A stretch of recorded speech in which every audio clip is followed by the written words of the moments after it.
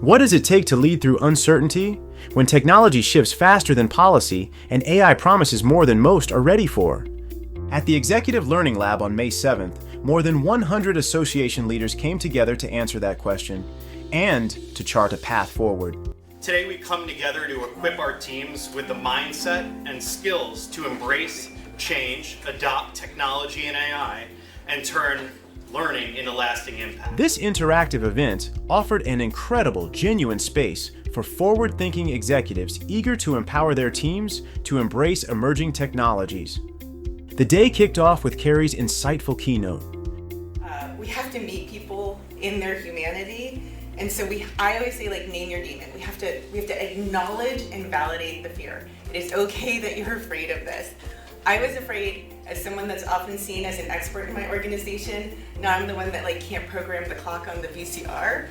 Other people were afraid of making mistakes.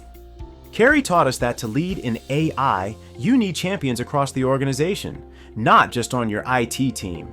Monica introduced the concept of the tech playground, a space where teams can experiment, learn, and innovate together without the fear of failure. So we've been using the word play at my organization because I think it just makes it seem less intimidating.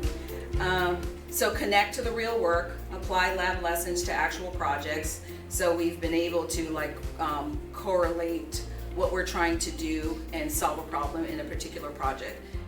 She also emphasized the power of connecting technology to your mission. When AI adoption aligns with your purpose, it becomes a tool for meaningful results. Scott walked attendees through the difference between a training culture and a learning culture.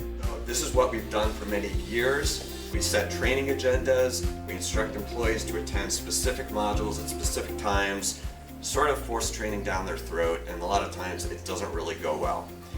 But in a learning culture, the responsibility for employee learning resides with the learners, which makes a lot more sense.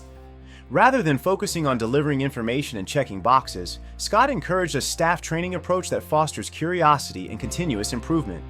Bob, Chip, Tina, and Reggie shared real-world insights on embedding continuous learning into an organization's operations.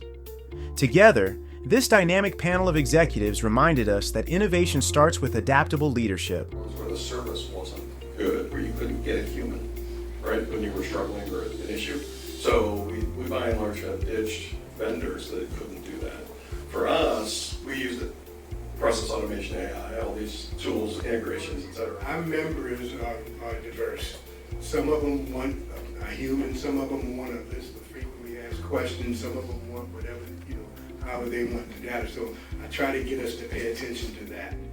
Attendees walked away with hands-on prompts and real-world context thanks to Greg's But insights. how AI works back and forth with you is it is lazy.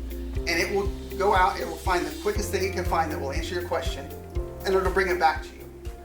But if you give it really specific instructions, it's going to go to the right spot in the database and find the right answers. Wrapping up the day, Reggie shared how ASAE is putting AI into We action. looked at our first set of AI guidelines around generative AI. They look a little shallow because I was scared of what I've seen us do in the past, which is take a new technology, put so many rules and guardrails and bumps along the process that staff can't experiment well. The event brought together a great mix of people, and the conversations in between sessions were just as valuable. The Executive Learning Lab was a powerful catalyst for change.